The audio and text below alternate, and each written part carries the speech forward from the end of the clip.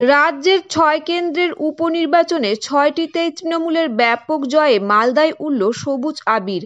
দল এবং দলনেত্রীর নামে জয়ধ্বনি দিয়ে জয় সেলিব্রেশনের বিজয় উল্লাসে মাতলেন জেলা তৃণমূল নেতৃত্ব। রবিবার এমনই বিজয় উল্লাসের ছবি নজরে এলো মালদা শহরের স্টেশন রোড এলাকায় অবস্থিত জেলা তৃণমূল কার্যালয়ের সামনে। জয় সেলিব্রেশন পর্বে হাজির ছিলেন জেলা তৃণমূল সভাপতি আব্দুর রহিম বক্সী, জেলা সহসভাপতি বাবলা সরকার, বিধায়ক সাবিত্রী মিত্র, জেলা পরিষদের সভাধিপতি লিপিকা বর্মন ঘোষ, তৃণমূল শ্রমিক সংগঠনের জেলা সভাপতি শুভদীপ সান্যাল, জেলা তৃণমূলের সাধারণ সম্পাদক গৌতম দাস সহ অন্যান্যরা। এদিন তারা সকলে মিলে একে অপরকে সবুজ আবির মাখিয়ে লাড্ডু খাইয়ে জয় সেলিব্রেশনে মাতোয়ারা হন। ২৬-এর নির্বাচনে বিরোধীদের ধুয়ে মুছে সাফ করার হুঁশিয়ারি দেন এবং দল ও দলনেত্রী মমতা বন্দ্যোপাধ্যায়ের নামে জয়ধ্বনি দেন। এগিয়ে চলো, বাংলা তোমার সাথে আছে। মমতা বন্দ্যোপাধ্যায় এগিয়ে চলো, বাংলা তোমার সাথে আছে। অভিষেক বন্দ্যোপাধ্যায় এগিয়ে চলো, বাংলা তোমার সাথে আছে।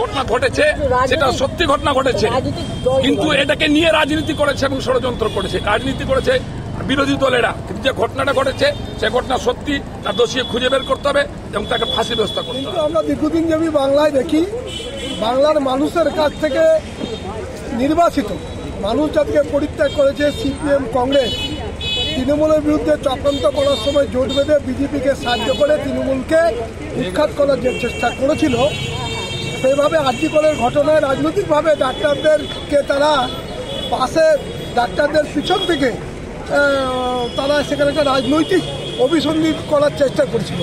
বাংলার মানুষ প্রমাণ করে দিয়েছে মমতা বন্দ্যোপাধ্যায় বাংলার উন্নয়নে সঠিক।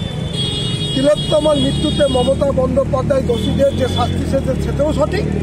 সিপিএম কংগ্রেস বিজেপির চক্রান্তকে বাংলার মানুষ প্রত্যাখ্যান করে মমতা বন্দ্যোপাধ্যায়কে ছটায় তুলে দিয়েছে। অভিষেক বন্দ্যোপাধ্যায়ের লিডারশিপকে মেনে নিয়ে বাংলায় আগামী দিনে অন্য কোনো রাজনৈতিক দলের কোনো সমর্থন বাংলার মানুষ করবে না, সেটাই